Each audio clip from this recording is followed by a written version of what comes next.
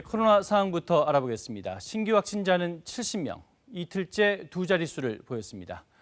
특히 수도권 확진자 수가 40명으로 줄었습니다. 그 2차 유행 이후 처음으로 이 50명 이하를 기록한 겁니다. 방역당국은 주말에 검사 수가 적은 상황이 반영된 것으로 보인다. 이 안정화 여부는 추후 판단하겠다고 밝혔습니다. 하지만 산발적 감염은 여전합니다. 이 방문 판매업체나 이 사업 설명회를 통한 감염이 줄지 않고 있고, 그것도 특히나 유동 인구가 많은 서울 강남 일대입니다. 김민혁 기자입니다. 방역 당국이 특히 주목하는 건 서울 강남 일대입니다.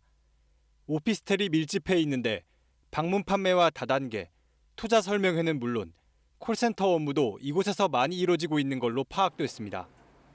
실제로 수도권 재유행이 시작된 8월 중순 이후 지난 한 달간 방문 판매를 통한 집단 감염 사례는 10건에 달합니다.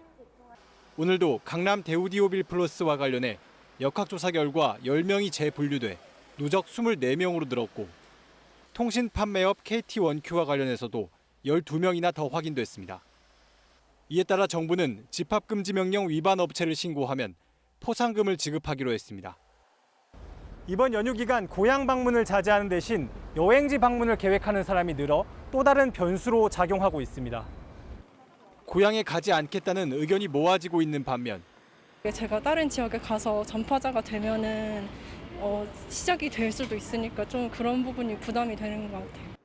제주와 강원 등 관광지 숙박 예약이 몰리는 상황이어서 비대면 콘텐츠를 무료로 제공해 연휴 기간 집에서 쉴 수 있도록 유도한다는 방침입니다. 저가 안 걸릴 수도 있긴 하겠지만 또 어떻게 될지도 모르는 거고 하니까는 좀 집에서 그냥 쉬려고 하고 있습니다.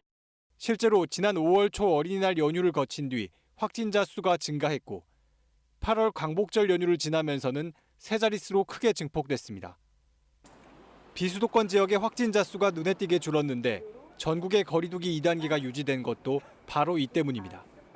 비수도권 지역의 거리두기를 완화하는 것은 거리두기에 혼선을 가져오거나 유행 확산의 위험성을 더 높일 가능성이 클 것입니다. 방역당국은 추석 연휴 특별 방역 대책을 이번 주 금요일 내놓을 예정입니다. KBS 뉴스 김민혁입니다.